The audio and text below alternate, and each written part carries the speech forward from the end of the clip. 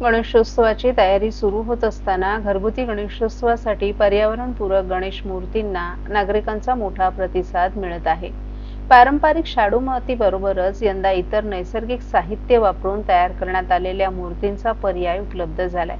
पर्यावरणाचं रक्षण आणि पाण्याचं प्रदूषण टाळण्याच्या दृष्टीनं नागरिक अधिक जागरूक झाले असून पर्यावरणपूरक गणेश मूर्तींची मागणी वाढत असल्याची माहिती ठाणे शहरातील काही गणेश मूर्तिकारांकडून वर्तवली जात आहे. प्लास्टर ऑफ पॅरिस बंदीचा विषय गेल्या अनेक वर्षांपासून चर्चेत आहे. यंदाचा गणेशोत्सव पर्यावरणपूरक बनवण्यावर भर दिला जात होता. त्यानुसार जलस्रोतांचं होत असलेलं प्रदूषण लक्षात घेऊन मुंबई उच्च न्यायालयानं प्लास्टर ऑफ पॅरिस गणेश मूर्तींवर बंदी घातली होती. परंतु या निर्णयामुळे सार्वजनिक गणेशोत्सव मंडळ आणि गणेश मूर्तिकारांनी नाराजी व्यक्त केली होती. अखेर 9 जून रोजी प्लास्टर ऑफ पॅरिस गणेश मूर्तींवरील बंदी उठवण्यात आली. या निर्णयामुळे सार्वजनिक गणेशोत्सव मंडळांसह गणेश मूर्तिकारांना देखील काहीसा दिलासा मिळालाय.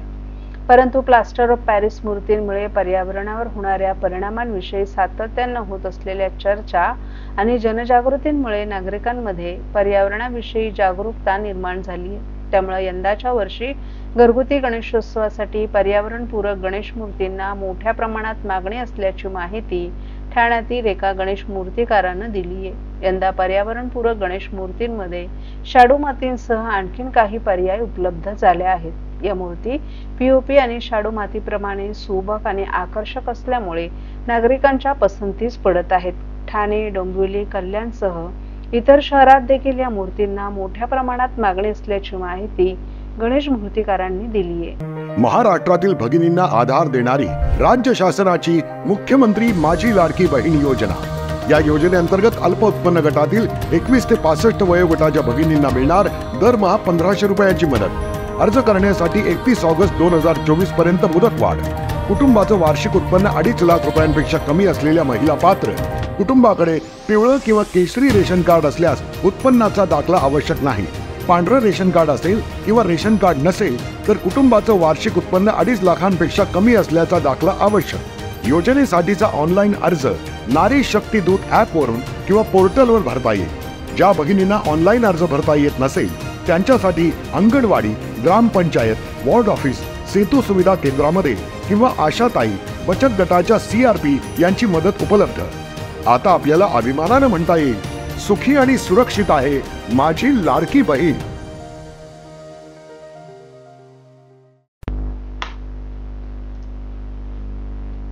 अनधिकृत बांधकामांप्रकरणी ठाणे महापालिकेत चोर सोडून संन्यासाला फाशी देण्यात आल्याचा धक्कादायक प्रकार उघडकीस आलाय.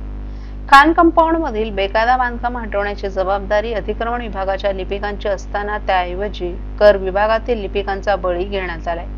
वरिष्ठ अधिकारी स्वतःला वाचवत असून यामध्ये कनिष्ठ कर्मचाऱ्यांना बळी देत असल्याचा गंभीर आरोप करण्यात येत आहे. दरम्यान या प्रकरणी संतापलेल्या कर विभागातील कर्मचाऱ्यांनी आज उपायुक्त आणि अतिरिक्त आयुक्तांची भेट घेत निलंबित कर लिपिकांना न्याय देण्याची मागणी केली आहे. मुंब्र्याच्या खान कंपाऊंड येथील 17 बेकायदा इमारती पाडण्याचे आदेश मुंबई उच्च न्यायालयानं दिल्यानंतर ठाणे महापालिकेचे अधिकारी चांगलेच कामाला लागले.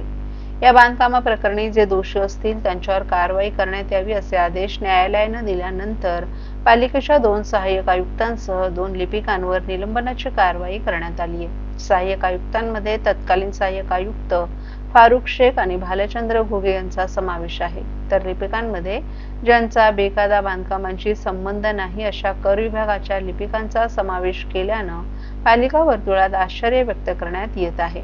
ज्या कर्मचाऱ्यांचा अतिक्रमण विभागाशी किंवा थेट बेकायदा बांधकामांशी संबंध नाही अशा कर विभागातील लिपिकांना निलंबित करणं म्हणजे मोठे बकरे वाचवण्यासाठी छोट्यांना बळीचा बकरा बनवलं जात आहे. या प्रकारामुळे पालिकेतील पारदर्शकतेवर प्रश्नचिन्ह निर्माण झालं असून वरिष्ठांच्या चुकांची किंमत कनिष्ठ कर्मचाऱ्यांना का मोजावी लागते असा सवाल कर विभागातील कर्मचाऱ्यांनी उपस्थित केलाय. शहरातील इमारतींना मालमत्ता कर लावण्यासाठी सर्वेक्षण करताना बेकायदा इमारतींच्या नोंदी अतिक्रमण विभागाला देऊनही या बांधकामांकडे दुर्लक्ष करून या नोंदींवर सहीच करत नसल्याची माहिती कर विभागाच्या लिपिकांनी उघड केली आहे. बेकायदा बांधकामांची माहिती देऊ नका अशी दंबाजी देखील अतिक्रमण विभागाच्या अधिकाऱ्यांकडून केली जात असल्याचं कर विभागातील लिपिकांचं म्हणणं आहे. बेकायदा बांधकामांना अभय देणाऱ्या अधिकाऱ्यांच्या ऐवजी माहिती देणाऱ्या दिव्यातील कर विभागाच्या लिपिकांवर निलंबनाची कारवाई करण्यात आल्यानं भविष्यात इतर प्रभाग समितीच्या लिपिकांवर देखील कारवाईची भीती व्यक्त करण्यात येत आहे। गेल्या काही दिवसांपासून ठाणे जिल्ह्यात पावसाचा जोर वाढल्याचं चित्र असतानाच दुसरीकडे जिल्ह्यातील ठाणे महापालिका क्षेत्रात 2 दिवस 20% पाणी कपातीमुळे अनेक भागात पाणी टंचाईचा सामना करावा लागला। अतिवृष्टीमुळे नदीपात्रात वाहून आलेला कचरा पाणी उपसा केंद्रातील पंपाच्या मुखाशी अडकल्यानं ही कपात झाली आहे। ठाणे महापालिका क्षेत्राची लोकसंख्या 27 लाख आहे। शहरासाठी प्रतिदिन 616 दशलक्ष लिटर इतका पाण्याचा कोटा मंजूर आहे।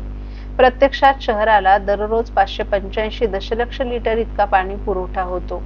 त्यामध्ये महापालिकेच्या स्वतःच्या पाणी पुरवठा योजनेतून 250 दशलक्ष लिटर, महाराष्ट्र औद्योगिक विकास महामंडळाकडून 135 दशलक्ष लिटर, स्टेम कंपनीकडून 115 दशलक्ष लिटर आणि बृहन्मुंबई महानगरपालिकेकडून 85 दशलक्ष लिटर इतका पाणी पुरवठा करण्यात येतो।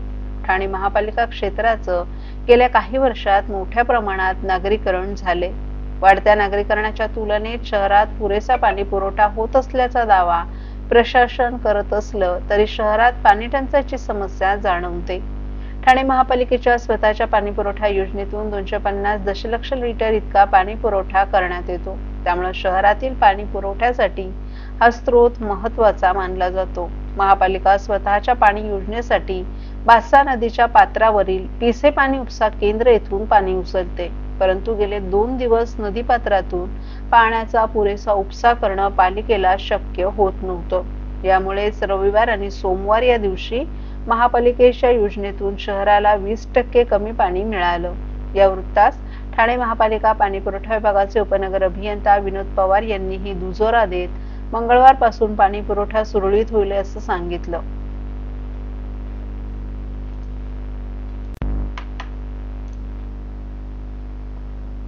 घोडबंदर रस्त्यावर नव्यानं बांधलेल्या कासरवडोली उड्डाणपुलाच्या एका मार्गिकेच्या सुरुवातीला सिमेंट कॉन्क्रीटचा खराब झालेला रस्ता तसंच या उड्डाणपुलावरील रस्त्याला एका ठिकाणी गेलेले तडे याची MMRDA प्रशासनानं गंभीर दखल घेत कामाच्या निकृष्ट दर्जाबाबत संबंधित कंत्राटदाराला 50 लाखांचा दंड ठोठावलाय, तर सल्लागाराला 2 लाखांचा दंड ठोठावला असल्याची माहिती MMRDA कडून देण्यात आली आहे।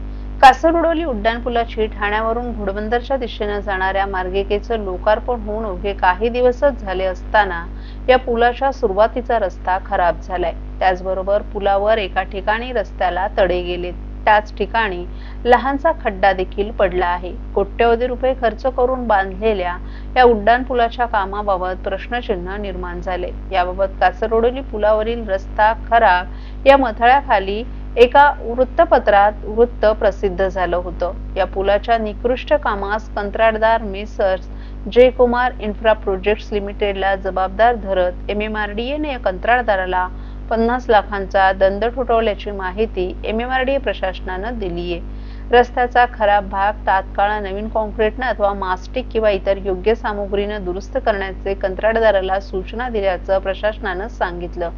तर कंत्राटदाराने केलेल्या कामाची गुणवत्ता नियंत्रण, पर्यवेक्षण आणि देखरेखीसाठी असलेल्या सामान्य सल्लागाराला देखील 2 लाखांचा दंड ठोठावण्यात आल्याचं MMRDA ने स्पष्ट केलंय। जनतेची सुरक्षितता आणि गुणवत्तेला नेहमीच MMRDA प्राधान्य देते। समस्या सोडवण्यासाठी आवश्यक पावलं उचलली जात असून जनतेच्या सोयीसाठी उड्डाणपूल उत्तम प्रकारे दुरुस्ती करण्यात येईल अशी ग्वाही MMRDA ने दिली आहे। कासरवडोली उड्डाणपुलाचा ठाण्याहून घोडबंदरकडे जाणारा मार्ग अवघ्या काही आठवड्यांपूर्वीच म्हणजेच 8 जुलै रोजी वाहतुकीसाठी खुला करण्यात आला होता। या अल्पावधीतच रस्त्याच्या पृष्ठभागाची झालेली झीज आणि तडे ही बाब केवळ बांधकामाच्या गुणवत्तेवरच नव्हे तर देखरेखीच्या प्रक्रियेवरही प्रश्नचिन्ह उपस्थित करणारी आहे। सार्वजनिक सुविधांचा दीर्घकालीन उपयोग आणि नागरिकांचा सुरक्षित प्रवास सुनिश्चित करण्यासाठी अशा प्रकल्पांची अंमलबजावणी ही अधिक काटेकोर आणि उत्तरदायित्वपूर्ण असणं आवश्यक आहे।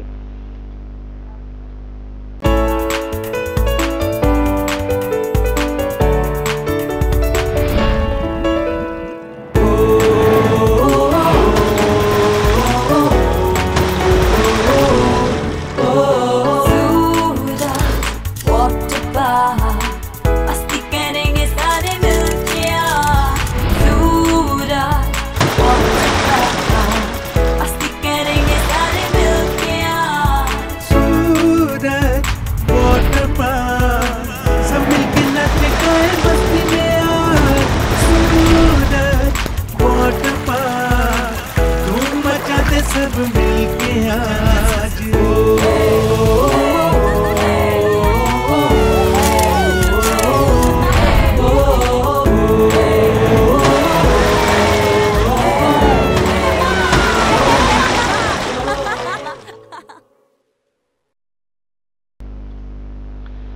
नवीन ठाणे स्टेशन, सॅटिसपूर्व प्रकल्प यांसारखे अनेक ठाण्यातील प्रकल्प टक्केवारीच्या नादात रखडले आहेत। या प्रकल्पांना चालना देण्यात सत्ताधारी सपशेल अपयशी झाले असल्याचा आरोप शिवसेनेचे नेते माजी खासदार राजन विचारे यांनी केलाय।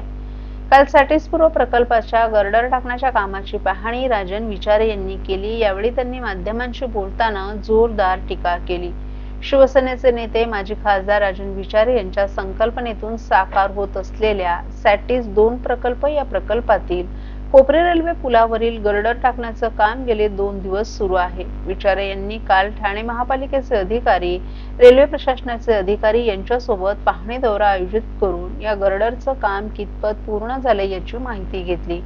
तसंच सत्तेत असणाऱ्या कोणत्याही लोकप्रतिनिधींनी या ठिकाणी येऊन आढावा घेतला नाही आणि साधी पाहणी देखील केली नसल्याचं विचारे यांनी खंत व्यक्त केली। कारण शिंदे गटाचं राजकारण फोडाफोडी, दंबाजी यातच व्यस्त असल्यानं त्यांना विकासाचं काहीही पडलं नसल्याचा आरोपही विचारे यांनी केला। 4.50 मीटरच्या 5 गर्डर असून हे गर्डर टाकण्यात आले। त्यावर स्टील कॉन्क्रीट करून हा पूल एकमेकांना जोडून 2.24 किलोमीटर लांबीचा एलिव्हेटेड मार्ग तयार होणार आहे। त्यामुळे ठाणे पूर्व स्टेशन परिसरात होणारी वाहतूक कोंडी लवकरच सुटणार आहे। हा प्रकल्प सप्टेंबर अखेरपर्यंत पूर्ण करून देण्याचं आश्वासन शिवसेनेचे नेते राजन विचारे यांना अधिकाऱ्यांनी दिलं आहे। ह्या रेल्वेच्या बाबतीत असेल किंवा या संबंधात तुम्हाला माहिती असेल, कोपरीचा हा ब्रिज आहे। आपण एकदम कमी वेळामध्ये त्याचे सर्व परमिशन आणल्या, त्याचा संबंध पाठपुरावा करून रात्री त्या ठिकाणी 3-3 दिवस 4-4 दिवस त्या ठिकाणी डायव्हर्शन करून, तुम्हाला माहिती असेल ते ह्याच्यापेक्षा काम ते कठीण होतं। कारण त्या ठिकाणी 2 ठिकाणी, एका ठिकाणी डायव्हर्शन द्यायचं होतं वाहतूकसाठी आणि एका ठिकाणी खाली रेल्वेच्या लाईन जात होत्या आणि अशा परिस्थितीत त्याचा पाठपुरावा करून आपण कमी वेळामध्ये त्या ठिकाणी कोपरी ब्रिजचं काम त्या ठिकाणी करून दिलं। तुम्हाला माहिती असेल नवीन जे स्टेशन त्या ठिकाणी ठाणे आणि मुलुंडच्या दरम्यान होतं, त्याचा सुद्धा पाठपुरावा करून स्मार्ट सिटी अंतर्गत आपण कधीच मंजूर करून ठेवलं होतं। 12 वर्ष हायकोर्टामध्ये त्या ठिकाणी आपण भांडून त्याला त्याच्या संदर्भामध्ये ज्या काही क्युरी होत्या त्या ठिकाणी कोर्टामध्ये सबमिशन करून त्या ठिकाणी मंजूर करून आणल्या आणि त्यानंतर ह्याचं काम सुरू झालं।